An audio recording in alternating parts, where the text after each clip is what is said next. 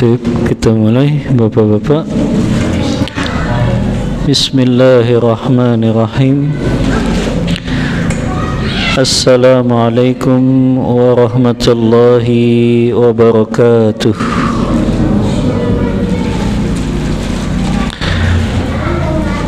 Innal hamdalillah hamdan katsiran tayyiban mubarakan fih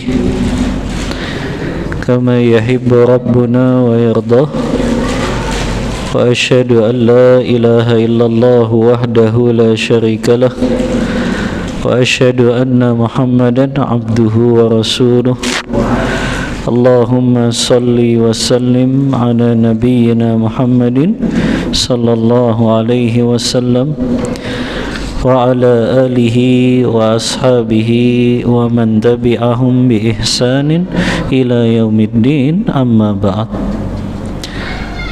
Bapak-bapak yang dirahmati oleh Allah Subhanahu wa ta'ala, alhamdulillah di malam hari ini dengan izin dan pertolongan dari Allah kita bisa melanjutkan kembali pembahasan kita, masih mengkaji hadis Umdatul Ahkam min kalami khairil anam, hadis yang diriwayatkan oleh Imam Bukhari dan Imam Muslim dalam kitab sahih keduanya, yang ditulis oleh Al-Hafiz Abdul Ghani Al-Maqdisi rahimahullahu ta'ala. Kita masih membahas tentang bab al-buyu al-manhiya anha, bab tentang jual beli yang dilarang oleh syariat ini. Kita masuk hadis ke 255. Qala al-muallif rahimahullahu ta'ala, berkata pengarang kitab ini Al-Hafiz Abdul Ghani Al-Maqdisi, semoga Allah senantiasa merahmati beliau. Al-hadithul khamisu wal khamsun ba'dal mi'ah, hadis nomor 255. An Abdullah bin Umar radhiyallahu anhuma anna Rasulullah sallallahu alaihi wasallam naha an bai'i thamarah hatta yabduwa salahuha, nahal bai'a wal mushtari. Dari sahabat Abdullah bin Umar, semoga Allah meridai keduanya, sesungguhnya Rasulullah sallallahu alaihi wasallam melarang jual beli buah-buahan yang masih ada di pohonnya sampai sudah jelas masaknya, dan Rasulullah melarang bagi penjual dan juga pembeli. Hadis riwayat Bukhari dan Muslim. Hadis 256-nya hampir mirip redaksinya. An Anas bin Malik radhiyallahu anhu anna Rasulullah sallallahu alaihi wasallam naha an bai'i thimar hatta tuzhi. Kata sahabat Anas bin Malik, semoga Allah meridai beliau, sesungguhnya Rasulullah sallallahu alaihi wasallam melarang jual beli buah-buahan yang masih ada di pohonnya sampai ada tanda matangnya. Qila wa ma tuzhi, ada sahabat yang bertanya, bagaimana tanda matangnya atau masaknya buah yang ada di pohon tersebut? Kata Rasulullah, hatta tahmarra aw tasfarra, sampai warnanya kemerah-merahan atau kekuning-kuningan. Ini kurma ya, karena dulu di Madinah itu buahnya kurma. Kurma itu tanda matangnya kemerah-merahan atau kekuning-kuningan. Kalau masih hijau itu berarti belum matang. Qala, lalu Rasulullah berkata lagi, ara'aita idza mana Allahu samrata bima yastahillu ahadukum mala akhi. Bagaimana menurut kalian apabila ternyata Allah menggagalkan panen buah tersebut? Maka dengan cara apa kalian menghalalkan harta dari saudara kalian yang sudah dibayarkan tersebut? Hadis riwayat Bukhari dan Muslim. Ini pembahasan kita Bapak-bapak pada malam hari ini tentang jual beli buah-buahan yang masih ada di pohonnya, atau dalam istilah kita jual beli ijon. Jual beli ijon ya. Jual beli ijon bukan jual beli yang warnanya hijau, tapi jual beli buah-buahan yang masih menempel di pohonnya dan dia belum matang. Ini yang dimaksud dengan jual beli ijon. Kenapa ini dilarang? Kita sudah pernah bahas. Di antara syarat sahnya jual beli, tidak boleh ada ketidakjelasan dalam 3 perkara, atau yang kita sebut dengan gharar. Sebagaimana hadis riwayat Muslim, kata sahabat Abu Hurairah, naha Rasulullah sallallahu alaihi wasallam an bai'il gharar. Rasulullah melarang kami untuk jual beli yang ada unsur ghararnya, ketidakjelasan.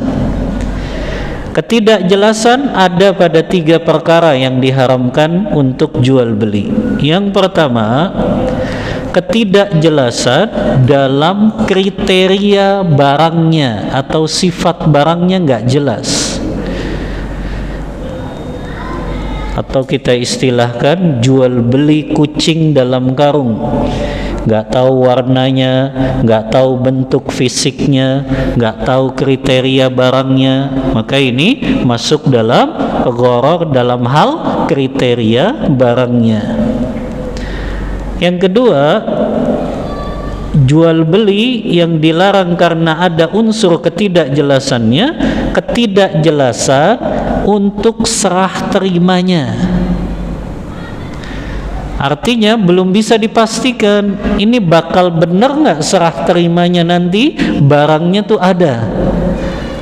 Nah, ini yang jadi pembahasan kita. Jual beli ijon, buah-buahan yang masih nempel di pohonnya sementara dia belum matang, itu tidak ada kejelasan dalam hal apa? Nanti serah terimanya, dia betul-betul panen atau tidak.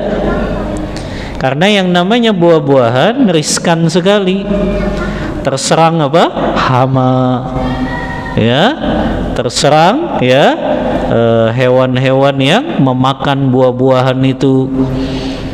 Apalagi kan kelelawar juga suka buah-buahan, ya. Maka nggak ada kepastian itu. Buah yang masih nempel di pohonnya belum tentu bisa diserah terimakan karena bisa jadi dia gagal panen. Nah, ini yang dimaksud ada unsur gharar, ketidakjelasan untuk serah terimanya nanti. Makanya kenapa diharamkan? Karena ada ketidakjelasan, belum tentu bisa diserah terimakan selama dia belum panen, ya. Yang ketiga yang pernah kita bahas juga, unsur gharar yang tidak dibolehkan dalam jual beli, ada ketidakjelasan pada harga yang akan dibayar. Maka termasuk saya bayar seikhlasnya, itu tidak boleh. Karena kenapa? Ada ketidakjelasan dalam cara atau dalam harganya. Nah, jual beli ijon ini sebetulnya dirinci lagi. Yang dimaksud diharamkan itu ihwa, kalau kita belinya memang masih di pohonnya. Tapi kalau sudah dipetik, walaupun belum matang, boleh nggak diperjualbelikan? Dia sudah dipetik, kan banyak tuh mangga belum matang kan, ya, yang biasanya buat asinan. Di Saudi juga kurma belum matang, namanya kurma setengah matang, rutab. Banyak tuh yang warnanya hijau-hijau. Nah, kalau sudah dipetik walaupun belum matang, maka itu boleh diperjualbelikan. Ya, kalau sudah dipetik walaupun belum masak atau belum matang, maka itu boleh diperjualbelikan. Ya. Karena kenapa? Karena ada kepastian, si pembeli tahu, oh ini memang belum matang kok. Ya, dan itu sudah diserah terimakan. Maka di sini nggak ada unsur gharar lagi karena buahnya sudah dipetik dan serah terimanya langsung saat itu. Kemudian juga yang dibolehkan juga apabila jual beli buahnya masih di pohon tapi mayoritasnya sudah masak. Jadi nggak harus semuanya udah masak, minimal sebagiannya sudah masak, sudah matang, maka boleh untuk diperjualbelikan. Nah, ini yang kedua, boleh juga.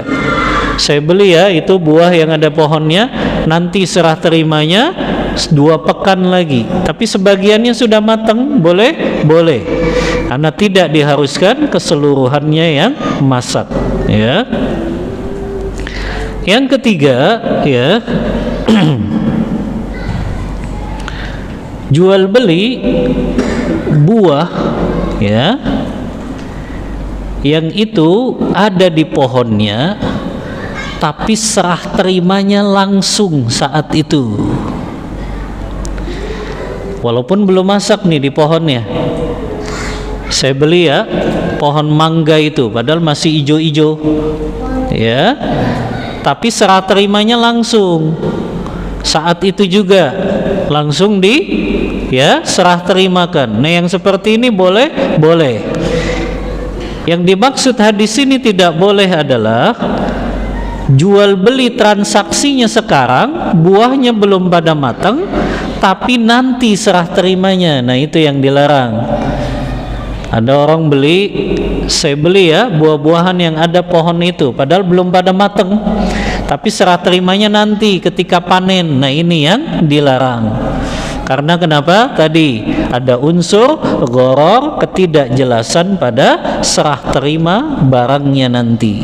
Belum tentu dia akan masak, belum tentu dia panen, dan belum tentu juga dia akan meraih keuntungan dari jual beli tersebut.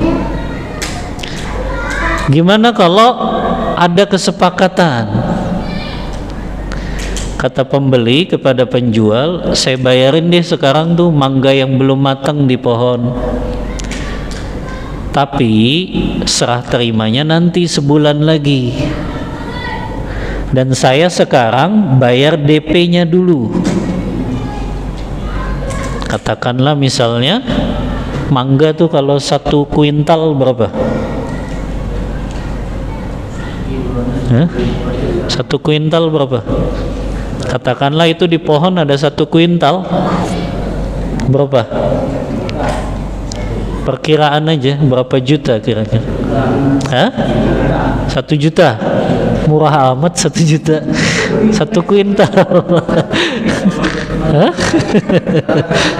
1 kuintal 1 juta, murah amat, bener. Ya, iyalah 1 juta lah, ya.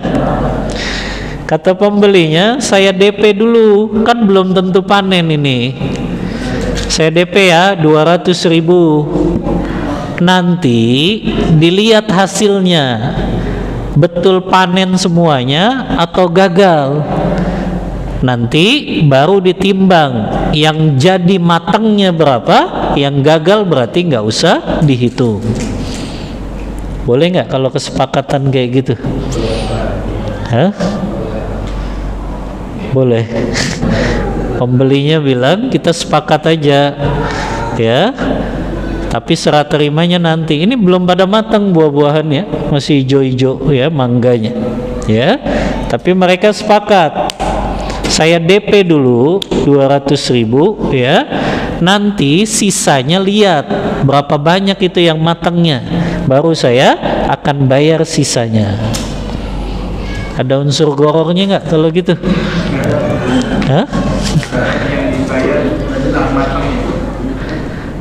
Ada unsur gorornya nggak tetap? Ketidakjelasannya? Hah? Ada nggak? Udah jelas. Pas pembayarannya nanti. Yang jadi masalah kalau dia gagal panen semuanya. Gimana? Dirugikan nggak itu si pembeli? Hah? Dia sudah nunggu-nunggu nih sebulan lagi, ternyata gagal panen semuanya. Dirugikan tidak si pembelinya? Rugi dong, dia sudah nunggu waktu.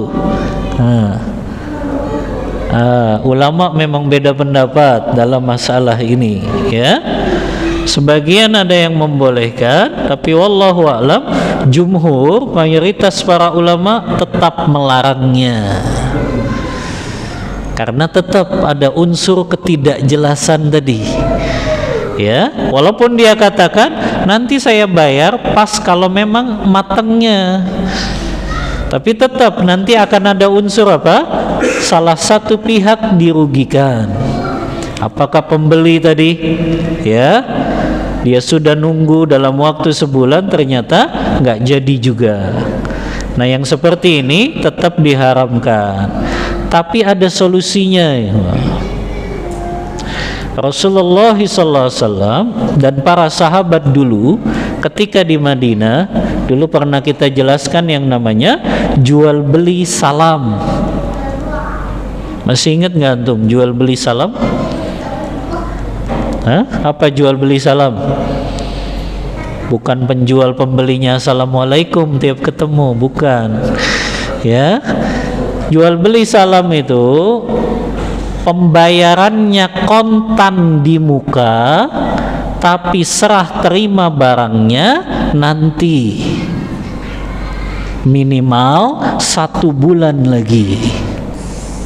Itu minimal, namanya jual beli salam, ya. Tapi kriteria barang yang dipesan itu jelas. Saya pengen buah mangga, ya, yang dia matangnya, ya, warnanya, kalau mangga warnanya apa kalau matang? Kekuning-kuningan, ya. Kemudian saya pesan misalnya 1 ton, tapi pembayarannya kontan di muka di awal. Nah, kalau jual beli salam, dia itu enaknya nggak harus dari 1 kebun saja. Dia bisa ngambil dari kebun yang lain. Makanya kenapa dibolehkan serah terimanya nanti 1 bulan? Karena dia nggak diharuskan ngambilnya dari 1 kebun saja. Yang penting ketika serah terima barang itu ada. Nah, itu namanya jual beli apa? Salam. Nah, ini solusi untuk mereka yang nggak punya modal tapi pengen jual beli. Karena dia akan dapat modal kapan?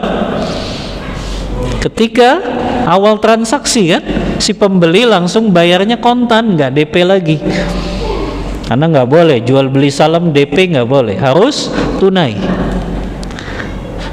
Saya pesan kurma misalnya 1 ton, serah terimanya nanti Ramadan berapa bulan lagi, ya, 3 bulan atau 4 bulan lagi, ya. Maka pembayaran katakanlah 1 ton 10 juta dibayar tunai di awal akad, serah terimanya ya nanti, ya, minimal 1 bulan. Kalau lebih itu lebih bagus lagi. Karena kenapa? Peluang penjual untuk mencari kurma 1 ton itu lebih besar. Karena jangka waktunya apa? Panjang. Dia bisa cari tuh produsen-produsen yang mungkin harganya jauh lebih murah. Nah, ini solusi. Antum mau bisnis, nggak punya modal atau nggak punya barang gitu, antum tinggal carikan saja, ya. Saya mau pesan mangga nih, misalnya tadi 5 kuintal, antum nggak punya mangganya, Yang penting antum syaratkan, ya udah kita pakai jual beli salam ya, bayarnya kontan. Nanti orang ini nggak punya barang, tapi dia bisa carikan 5 kuintal mangga itu dari kebun manapun. Nah itu enaknya jual beli salam. Cuma tadi serah terimanya memang agak lama, minimal 1 bulan. Nah ini bisa bagi mereka yang ingin bisnis, usaha, tapi nggak punya barangnya, nggak ada stoknya. Atau tadi dia nggak punya modal, ya, maka modalnya bisa dia dapatkan kapan? Ketika dia akad dengan pembeli, kan langsung dibayar tunai itu. Dibayar tunainya kan besar tadi, apalagi kalau yang dia pesan tadi sampai 1 ton, 1 kuintal, itu kan besar di awalnya, maka itu bisa dijadikan sebagai modal, ya. Adapun barangnya serah terimanya lama tuh tadi, minimal sebulan, dia punya kesempatan apa? Cari barang yang dipesan tersebut. Nah ini namanya jual beli salam. Sama kayak tadi, solusinya kalau dia pemilik kebun mangga itu pengen dapat modal, cukup dia akadnya jual beli salam saja. Artinya dibayar tunai sama pembeli. Dia pesan 1 kuintal tadi, 1 juta. Tapi dia syaratkan tidak harus mangganya dari kebun saya. Karena kalau tadi harus dari kebunnya, ya ada unsur apa? Gorornya, ketidakjelasan. Belum tentu dia panen. Pokoknya Pak, pas serah terima sebulan lagi, saya pastikan barangnya ada. Nah, itu yang namanya jual beli salam. Nah itu solusinya.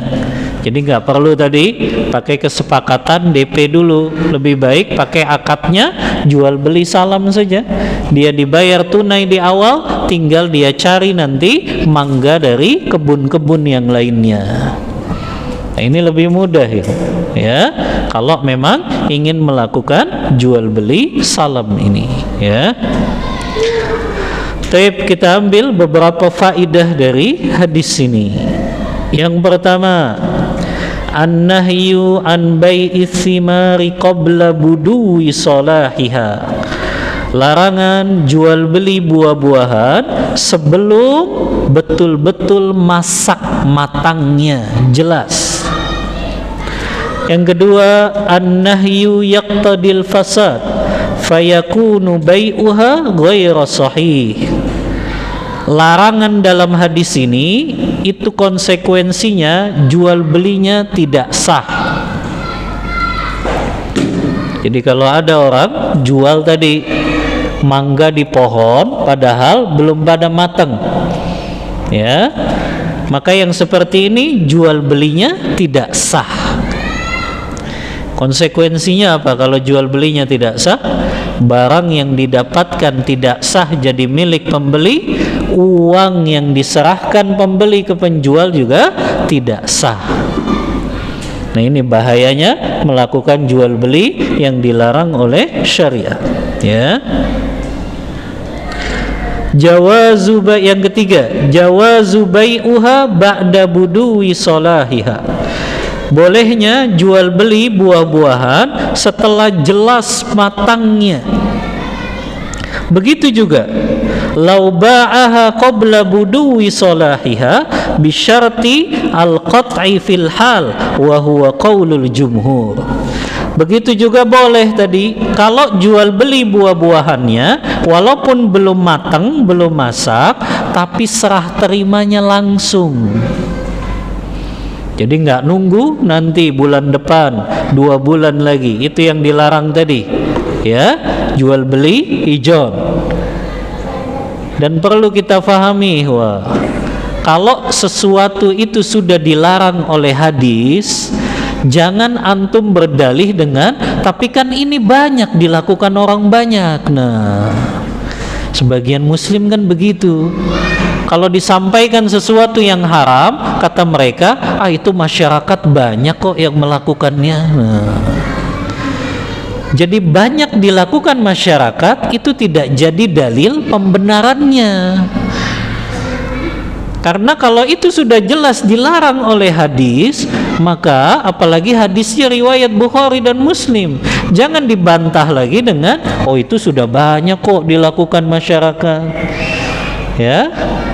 Karena masyarakatnya nggak pernah belajar muamalah jual beli ini, ya. Makanya akhirnya penyimpangan yang banyak terjadi. Sama seperti penerima gadai memanfaatkan barang gadai.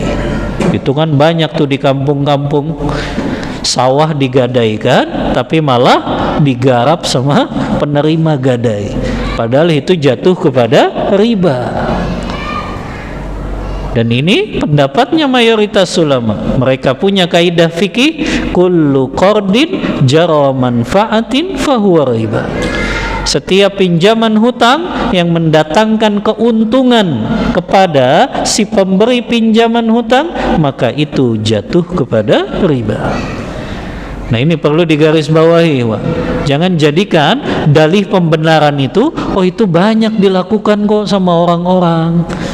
Kalau sudah jelas dalilnya haram, sudah sami'na wa ata'na, kita tunduk dan patuh walaupun ini banyak dilakukan orang.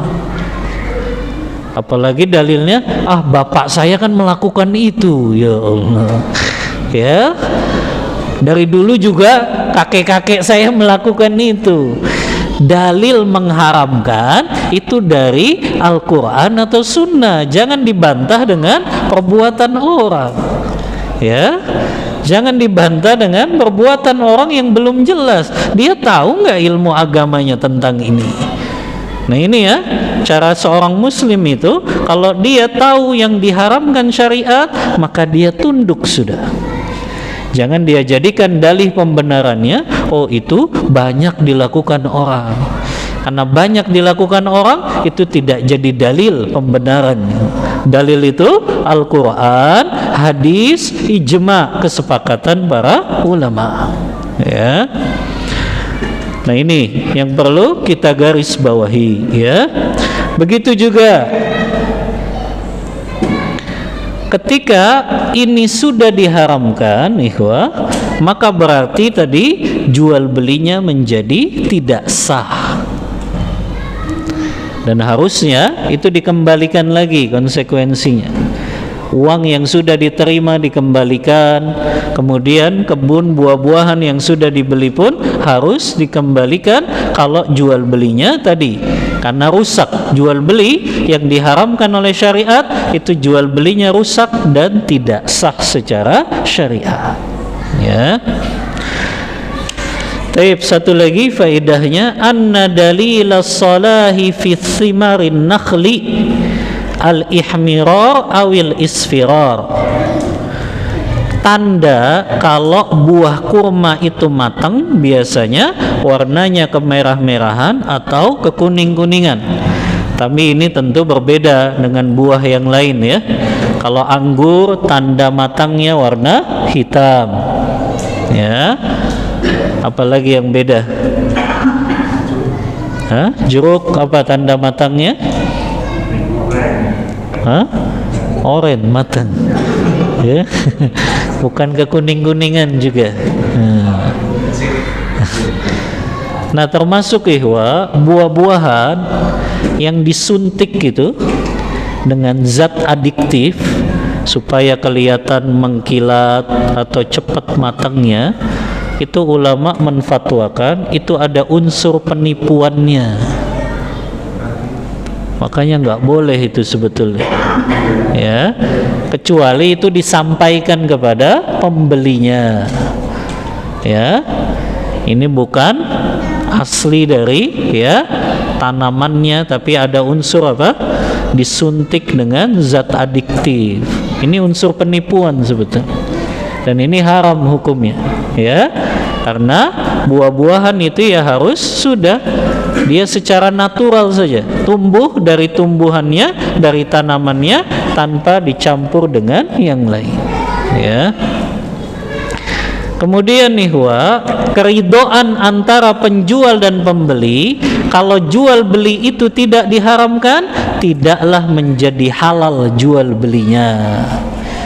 Walaupun tadi sama-sama ridho, saya beli ya buah-buahannya yang di atas pohon itu, walaupun belum matang, kata penjual, ya udah, walaupun sama-sama ridho, ini tidak jadi dalil menjadi halal, tetap aja haram walaupun sama-sama ridho.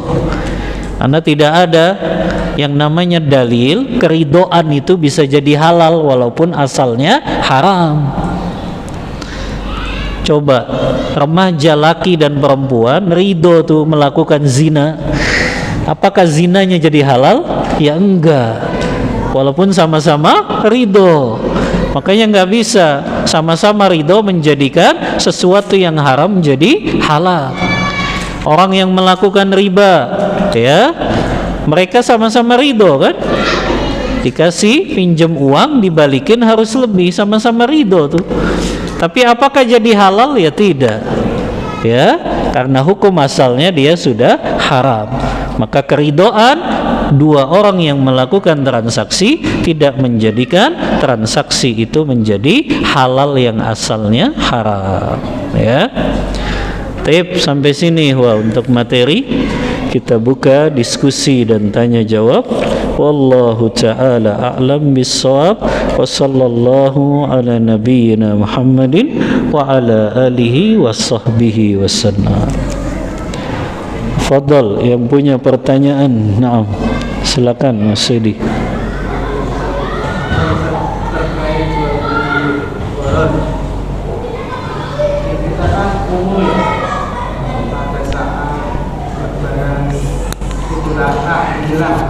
Dari pihak DKM Masjid kan sering menjual sapi dalam tipe tertentu gitu, tipe A, tipe B, tipe C misalnya. Misalnya ada dua kelompok ngambil yang tipe A, meskipun beratnya sama gitu kan. Begitu datang 3 sapi atau 2 sapi ternyata dari bentuk fisik beda, itu gimana? Apakah termasuk gharar juga? Taib, jual beli sapi ya? Iya, jazakallah khairan Mas Edi, pertanyaan yang bermanfaat. Yang pertama, ihwa, memang harus ada kriteria yang jelas. Ketika kita akad menitipkan jual beli hewan untuk kurban, tadi misalnya antum ikut patungan sapi A, maka harus jelas tuh berapa bobotnya.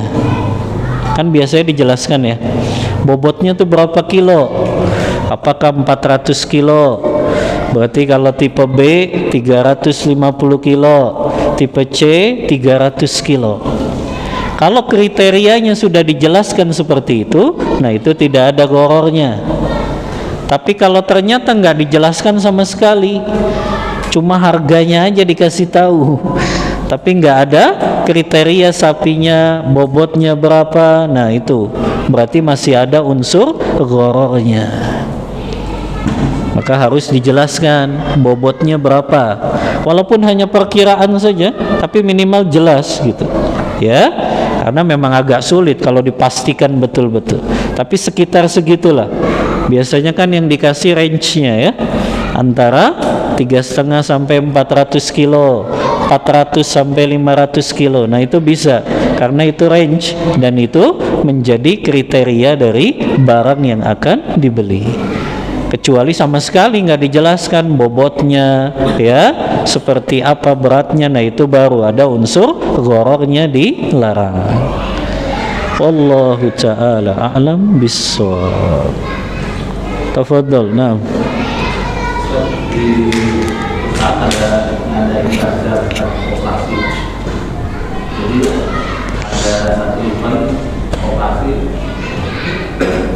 operasi nyediain pedagang toko gitu, misalkan toko A, B, C yang jual handphone, elektronik dan lainnya. Nanti karyawan kalau mau beli tinggal pilih, nanti si penjualnya ngasih barang ke kita, tapi tadi tinggal nanti misalkan dicicil 10 kali, nyicilnya ke koperasi gitu. Itu hukum transaksinya gimana ya Ustaz? Boleh nggak ada 3 pihak, transaksinya kita ngambil barang langsung dari penjual tersebut, tapi nanti secara pembayarannya, cicilannya kita lakukan ke pihak koperasi. Oh, berarti ada dana talangan dari koperasi. Iya, seperti itu, Ustaz. Berarti kita beli barang kepada penjual, kemudian yang bayarin koperasi. Iya, kita nanti kita cicil. Iya. Nah, apakah diperbolehkan? Itu ada perbedaan harga nggak yang disepakati penjual? Pedagangnya kalau dia jual di koperasi itu dia naikin 20%. Tapi kita nyicil ya ke koperasi ya mungkin udah include 20% itu, Ustaz. Ya. Nah, ini harus jelas akadnya. Koperasi itu nalangin pembeli itu atau memang dia jual barang ke pembeli itu? Karena ini agak tipis ini. Kalau yang dilakukan koperasi, dia memberikan dana talangan saja kepada si pembeli, kemudian dia ngambil untung dari dana talangan tersebut. Nah, ini jelas jatuhnya kepada riba. Karena akadnya apa? Al-qard, hutang piutang. Ya. Jadi dia talangin, misalnya harganya seharusnya ya itu kan cuma 5 juta, tapi koperasi naikin kan? Ya udah 7 juta berarti. Akhirnya penjual nyicil ke koperasi itu. Kalau akadnya hutang haram, ada unsur ribanya. Tadi kullu qardin jara manfaatan fahuwa riba. Kalau akadnya jual beli boleh. Jadi koperasi beli dulu barangnya kepada penjual. Nanti setelah cash dan sudah diserah terimakan ke koperasi, baru koperasi jual kepada orang lain. Walaupun dengan harga yang beda dan ngambil untung itu boleh karena akadnya apa? Jual beli. Kemarin sih barangnya nggak dikirim ke koperasi langsung karena dalam satu ruang gitu, kita langsung ngambil dari pedagangnya gitu. Oh, harusnya itu ke koperasi dulu.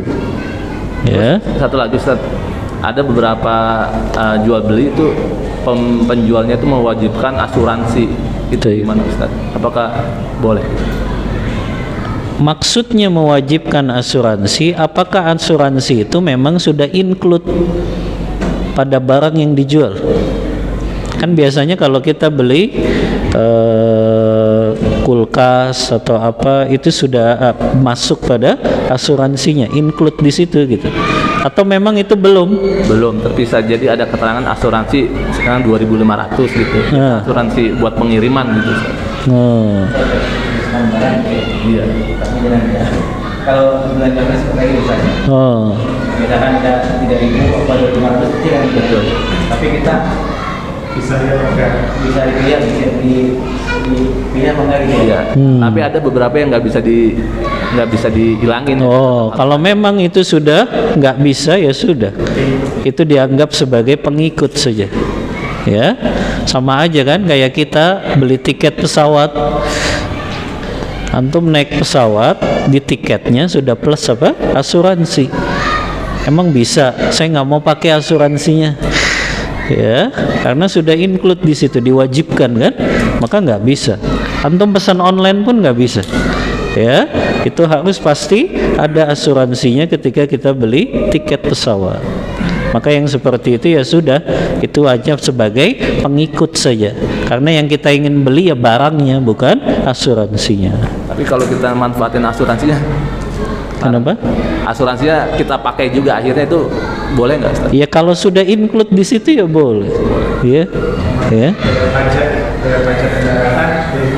Nah sudah include kan? Ya, maka ya sudah.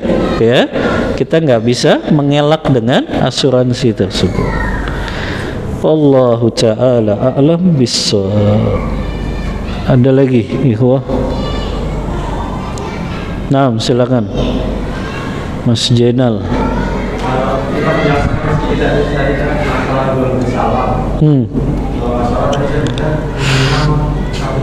Iya, serah terima barangnya. Saya dapat nih duitnya 1 juta, ternyata dalam jangka waktu kurang 1 bulan saya udah ada nih, apakah boleh itu barang saya kasih tadi? Atau sebaliknya udah sebulan saya molor nih, kira-kira hukumnya gimana Ustaz? Iya. Apa harus ada hitam di atas putihnya, itu tetap perlu gitu? Itu aja Ustaz penjelasannya dikit aja. Jazakallah khairan. Yang pertama memang jual beli salam serah terimanya mayoritas ulama mengatakan minimal 1 bulan. Ini mayoritas ya. Walaupun memang ada pendapatnya Imam Syafi'i membolehkan kurang dari 1 bulan. Yang istilah beliau itu ada namanya salam hal. Boleh dalam waktu 3 hari 1 pekan. Tapi kalau mayoritas ulama mensyaratkan minimal 1 bulan. Bahkan sebagian ulama menganjurkannya lebih dari 1 bulan, karena peluang dia untuk dapetin barang kan lebih besar semakin panjang waktu yang diberikan. Nah, kalau tadi antum memberikannya sebelum 1 bulan, kalau menurut mayoritas ulama itu bukan jual beli salam. Ya, itu bukan jual beli salam. Apa konsekuensinya? Barang tersebut harus ada di rumah antum dulu, baru antum kirim kepada pihak pembeli. Nah, tapi kalau jual beli salam enggak, dari produsen langsung kepada pembeli itu boleh, walaupun duitnya yang nerima antum. Ya, jadi nggak usah repot-repot, kirim dulu ke antum, kemudian baru ke pembeli. Ya, kalau jual beli salam dari produsennya langsung dikirim ke pembeli itu boleh. Nah, adapun kalau antum serah terimanya molor, nah itu ada konsekuensinya. Ya, konsekuensinya berarti nanti kesepakatan dengan pembeli. Bisa jadi antum nggak dipercaya lagi. Ya, yang kedua mungkin pembeli akan minta dispensasi, pengembalian mungkin beberapa, karena dia sudah dirugikan dalam masalah serah terimanya yang terlambat. Maka itu tergantung kesepakatan saja antara penjual dan pembeli. Wallahu ta'ala a'lam bissawab. Iya, satu lagi, betul. Kalau beli barang yang tadi sudah matang lah ya, misalkan padi, sawah ya, sawah 1 hektar saya beli sekian juta, itu tingginya bukan berdasarkan kilo ya, tebak-tebakan. Yang saya beli 1 hektar ini 20 juta misalnya. Oke. Apakah pohon ini saya borong tadi 500.000 ke 1 pohon ini tanpa ditimbang, itu kan umumnya pakai timbangan ya. Tapi ini akarnya saya beli 1 pohon ini dengan harga sekian. Yang dia beli buahnya atau pohonnya? Buahnya. Tapi saya borong 1 pohon ini. Oke. Ya, itu kan apa namanya, milik-milikan lagi ya. Kalau misalnya lebih dia berarti untung, kalau kurang dia yang rugi. Tapi maksudnya buahnya kan yang ingin dia beli. Nah, buahnya sudah masak atau belum? Sudah masak. Sudah masak. Nah. Tanpa bagi saya di 1 pohon ini, borong 1 pohon ini. Oh, berarti buahnya sudah matang, tapi dia nggak pakai nimbang lagi, langsung saja dia beli, ya. Pokoknya 1 pohon ini sekian, ya. Nah, itu boleh atau tidak? Boleh, kalau sesuai kesepakatan boleh, ya. Karena yang dia beli memang kesepakatannya ya pohon. Tapi langsung dipanen ya? Ya. Tapi langsung kan memang itu sudah panen dan serah terimanya saat itu juga. Iya boleh, nggak masalah. Ya, walaupun nggak ditimbang karena dia beli apa? Pohonnya langsung. Ya, karena yang dibeli pohon sudah. Ya, pokoknya berapa pohon ini saya bayarin. Nah, ya, karena kalau harus ditimbang ya agak lama nanti ini. Ya. Wallahu ta'ala a'lam bissawab. Baik, kita cukupkan nih ya. Jual beli ijon dulu hari ini. Insyaallah kita lanjut jual beli yang dilarang di pertemuan berikutnya. Wallahu ta'ala a'lam bissawab. Ini yang bisa saya sampaikan. Mohon maaf bila ada kata-kata yang kurang berkenan. Wallahu ta'ala a'lam bis-shawab. Wa sallallahu ala nabiyyina Muhammadin wa ala alihi wa sahbihi wasallam. Kita tutup kajian kita membaca doa kafaratul majlis. Subhanakallahumma wa bihamdika asyhadu an la ilaha illa anta astaghfiruka wa atubu ilaik. Walhamdulillahi rabbil alamin. Wassalamu alaikum warahmatullahi wabarakatuh.